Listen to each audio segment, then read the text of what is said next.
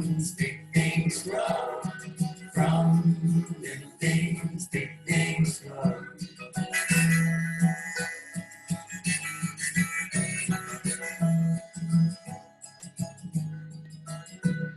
Then Vincent Lanyard, he boarded an airplane, landed in Sydney, big city of lights.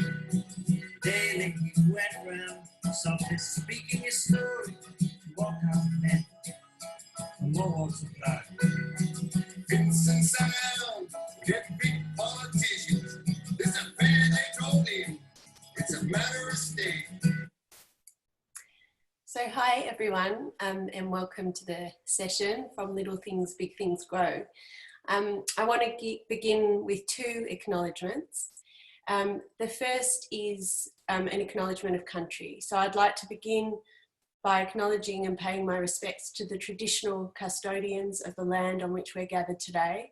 For me, that's Melbourne, Australia, and so it's the Wurundjeri people. But I'd like to extend this acknowledgement to all the traditional custodians of all the lands upon which we stand.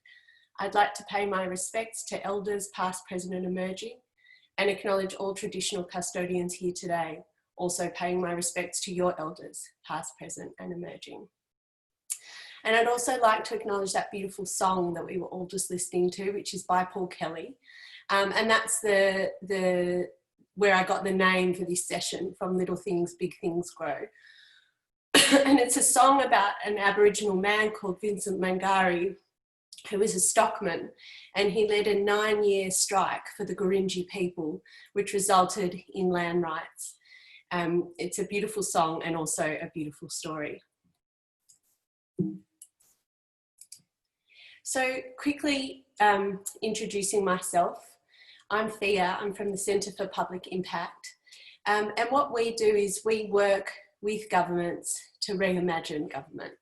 And we do this by working with governments less on how they do things and more about, we focus more on how they think about things.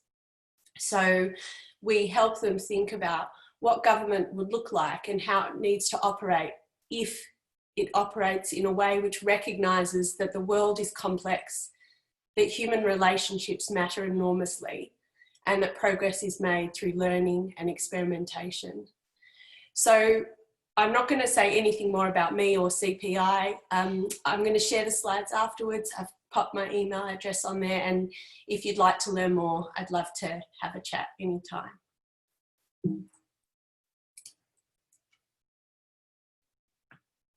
Sorry, I've gone. So just to begin, I wanted to give you all just 30 seconds to pause and think about what change means to you. Why are you here? Why are you thinking about change? Why did you want to come to a session on change? And I've included some images as prompts for you to think about it. And once we've paused for 30 seconds and you've had to think about that, I'm going to continue talking, but I'd invite you to introduce yourselves in the chat. And if you want to, you can pop in some reflections about what change means to you. So we'll just have a few seconds of silence for you to think about what change means to you.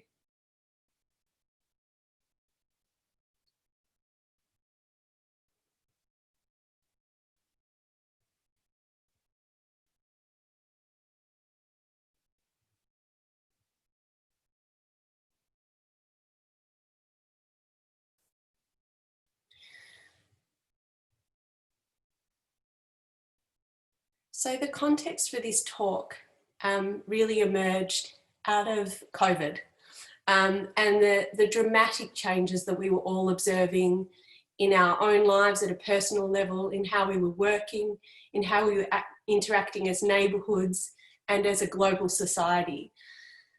And what I was observing was that a lot of people were talking about what changes they were seeing and describing the changes, but there was less conversation about what to do with those changes and how to sort of hold on to the more positive changes that people were seeing and that people wanted to endure, and think about what's my role, again, as an individual, as a team, as an organisation, what is my role in supporting these changes to stick and make the bigger systems change, shift the system in the direction that we want it to be shifted.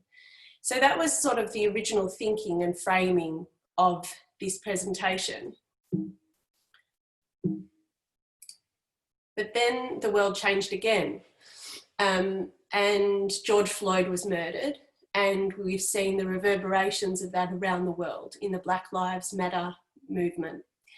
And I was sort of spent the weekend mulling over the fact that I just didn't feel that I could have a conversation about change at the moment without talking about this other sort of seismic movement that we're observing in the world at the moment.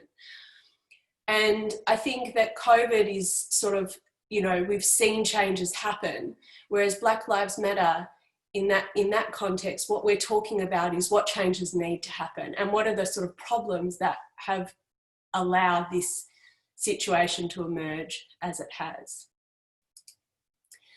So to tell you a little bit about what I think about when I think about change, there are a few articles, and I've included the resources at the end of the presentation, which talk about different kinds of change. So this is from an article by Luke Craven, where Luke talks about the two different roots of the word change. He talks about the Latin root, which is from the word trade or barter, the Latin word trade or barter. And that's change as transformation. So it's bartering a pig for a cow, turning the thing that you have into something fundamentally different. But then the other root implies a sense of continuity. It's more about bending or crooking. So it's change as modification rather than change as transformation. And both happen and both coexist, but they're different kinds of change. In another article that Kate Wolfenden has written on climate change, she again talks about two different kinds of change. So she talks about systems optimization, which is working within the current system, within the current paradigm, to improve it, to make tweaks that optimize what we already have. And then she also talks about systems change work, which is about changing the paradigm or changing the framework. And the point that she makes in that article is that sometimes people say, oh, well, systems optimization is a waste of time because you're constrained by the existing system. But she says actually both are really important. Firstly, because of the way that systems optimization contributes to systems change, and also because systems change takes a really long time. And in the meantime, there is value in tweaking and improving what we already have. So she really beautifully articulates the idea that both need to work together. Now there's this quick video. I'm just going to show you 2 minutes of this video by Kate Raworth, who speaks about the 3 Horizons framework, which is another way of thinking about change. Here's a quick introduction to the 3 Horizons framework by Bill Sharp. It's a tool for thinking about transformation and how to bring it about. It doesn't give you answers, but like the staves on which music is written, it allows you to have a far more nuanced conversation, bringing out new insights and allowing people to disagree for more interesting reasons. In the context of transformation, there are always at least 3 qualities of the future visible in the present, 3 horizons in play, offering insights into possible alternative futures. In this framework, the y-axis is what's dominant, what's prevalent, and the x-axis tracks time. The chart is not a prediction. It is in good part an aspiration for the change we want to see happen and believe is one of the possible futures that can be achieved. H1 is business as usual, the dominant way of doing things today. We believe that there is something about it that means it's not fit for the future, and it contains the seeds of its own demise. Hence, over time, we believe that it will decline. For this example, I'm going to call it the degenerative and divisive economy that is predominant today, and that's pushing humanity out of the donut. H3 is the future we want, and the seeds of that future are present and visible today. We want to see them grow until they become the predominant way of doing things, essentially replacing and improving upon the old H1. I'm going to call it the regenerative and distributive economy that can bring humanity into the donut. The most interesting horizon is H2, the arena of disruptive innovation. Disruptions can take many forms.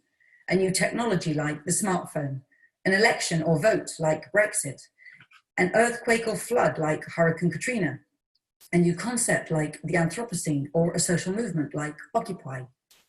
Disruptions are likely to throw up innovations, new ways of doing or being, as different actors step in and innovate in the dynamic space of change between H1 and H3. So Kate then goes on to describe, I'm going to go back, I just didn't know how to stop it. But Kate then goes on to describe what she calls H2 plus innovation and H2 minus innovation. So H2 plus innovation is where those H2 plus, the changes at the H2 level, where that black line intersects with the green, it takes off and shapes the green. So it's about where systems optimization drives systems change. And then she talks about H2 minus innovations, which is where that black line passes through the green line, continues to drop down, and ultimately joins back with the red. So it doesn't actually last in enduring change or in any way shape the system to move in a different direction.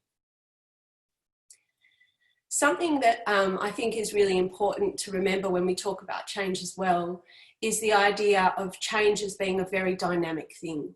So a lot of people are sort of talking about, in the context of COVID, the new normal, as though there is a static normal state of being. But I think that it's really important to remember that change is a constant, and it's dynamic, and it's important to sort of acknowledge that because it requires constant adjustment and adaptation. So why now? Why are we talking about change now? I think that what we see is those those disruptive innovations that Kate describes. I mean, she talks about the Occupy movement. We're seeing Black Lives Matter. She talks about Hurricane Katrina.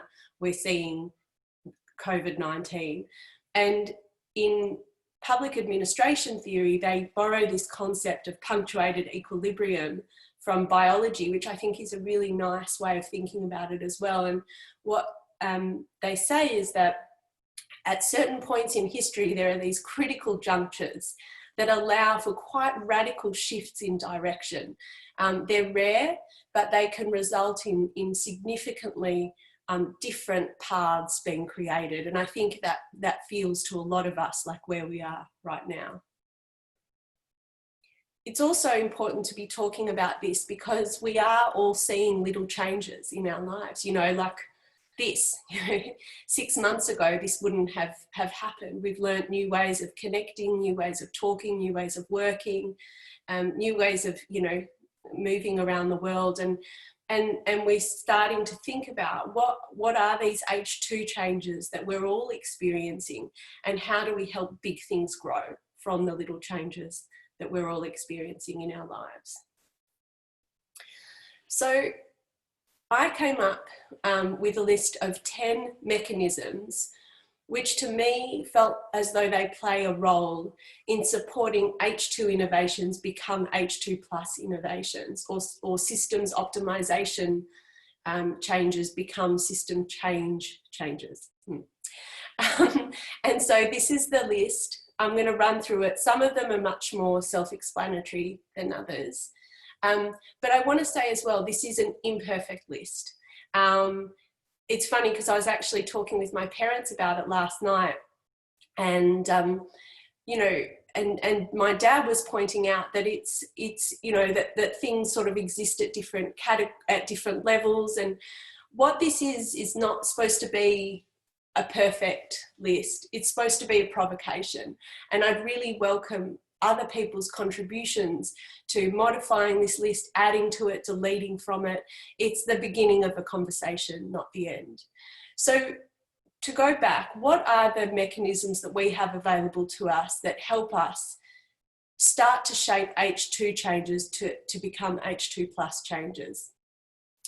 One is called path dependency. And that's the idea that sometimes certain decisions are taken which become very hard to roll back from.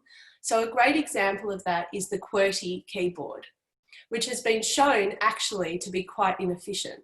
But now there's such a sophisticated infrastructure that exists around that keyboard that it's actually too late, and we just keep rolling with the QWERTY keyboard. Another change mechanism is the role of leadership. So commitment by leadership to embedding a new approach. New institutions and infrastructure. So in Australia, for example, we saw the new institution of National Cabinet emerge as a result of COVID. And by virtue of establishing a new institution, that gave it a gravitas, which means, amongst other reasons, they've decided to make it permanent. There are new practices, new technologies like the tracing apps that we're seeing emerge, new capabilities and roles, social learning. So that's where people are sort of looking around them and not learning things academically in a classroom, but observing different ways of doing things. Like, for example, catching up with people on Zoom and working out that it's possible, and new practices emerging as a result of the learning that we're all doing. New networks and relationships, the cost savings, which is always an important thing for government. And perhaps, you know, it's last but definitely not least, new mindsets and norms. So what mindsets are emerging from the changes that we're experiencing that mean that the changes are more likely to stick? So bringing everything together now, this is a table that I created to help me think through this process of helping change stick. The categories down the left-hand side, the rows, are categories that are important to us at CPI. We've kept them in there to help frame your thinking, and they were all described in the worksheet that you would have received earlier in the week. But again, in the same way that I invite you to use the mechanisms that resonate and ignore the ones that don't, feel free to play around with those categories that are down the left-hand side. So just to run through them, it's how have you seen relationships change? How have you seen power dynamics change? How have you seen people think more about in systemic ways rather than sort of linear ways? How have you seen changes to leadership? And how have you seen people thinking about learning differently? And then along the top, the columns ask you to think about what did the world look like pre-catalyst? What changes, H2 changes, have I observed as a result of the catalyst? What might the potential legacy be of those H2 changes? And what role might I play, or my team or my organisation, to help those changes stick, to become H2 plus changes? So just to talk you through an example, this was one that I had in that blog that I wrote about this topic. My focus is on government, and the example was around learning, government's attitude to learning. And this is the COVID table. So pre-COVID, government's attitude was, we don't have time to learn, we just have to deliver. And then you saw, as a result of COVID, government pretty quickly realising that they just didn't have all the information available to them that they needed, and that they could not deliver unless they were constantly learning. And so we saw governments operating really differently, moving at pace, experimenting, learning, iterating, making mistakes, adjusting. And the potential legacy of that is a continuation of that approach, a government that continues to be comfortable with experimentation and iteration. And the elements or mechanisms that might help that change stick are leadership, seeing that that works and supporting that approach, new practices around agile working. So people have actually learnt to work differently as a result of what's happened in COVID, and they know how to do it and they feel comfortable with it. And new mindsets and norms around failure, because it doesn't feel like such a terrifying thing because they've done it and they've seen that the world hasn't ended as a result. So now it's your turn. What we're going to do is we're going to move into the workshop element of this session, and that's going to have a few different parts. So I'll talk you through the worksheets, and for those of you who are watching this afterwards, the worksheets are going to be available online for you to do this in your own time. So the first exercise centres on COVID, and really I think the focus of this is really on columns 3 and 4. So for those themes that I've identified, or the themes that you prefer to identify that feel more resonant to you, what are the changes that you've observed pre-COVID? Sorry, what did the world look like pre-COVID? What changes have you observed? And then really thinking hard about what might the potential legacy of those changes be, and what might help that legacy come into being. And you can use the mechanisms that I offered, you can use your own mechanisms. And what we're going to do is give you 10 minutes to think about this by yourself, and then 10 minutes to talk about it in a group. Then we're going to move to a second exercise, which is the same worksheet, but with Black Lives Matter as the sort of subject matter. And for this one, I think it's important to focus more, at least for me, and this might not be relevant for everyone, but when I think about this issue, for me, more of the focus is on columns 1 and 2. So what are the problems, thinking really deeply, what are the problems that are causing the issues that we're seeing, which I mentioned at the beginning of the talk, and what small changes do we need to be making to start changing the sort of structural inequalities and embedded racism that we're all now confronted with. And I think that for me, this quote by Layla Saad is really important, because she says, you cannot dismantle what you cannot see, you cannot challenge what you do not understand. And so in this second exercise, at least for me, I think that focus needs to be on really thinking deeply about what are the problems, what have we not seen until now. Now, I'm conscious that not everyone loves working in groups. So this is now going to be a 40-minute pause where we do 10 minutes of individual exercise, 10 minutes of individual reflection, where I'd ask that you turn your cameras off for the individual reflection, 10 minutes of group conversation, further 10 minutes of individual reflection, and a further 10 minutes of group conversation, and then you'll rejoin with me to close.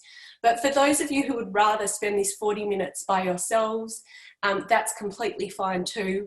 And I'd love you to sort of, to do your own thing and then rejoin us at the end to share if you wanted to.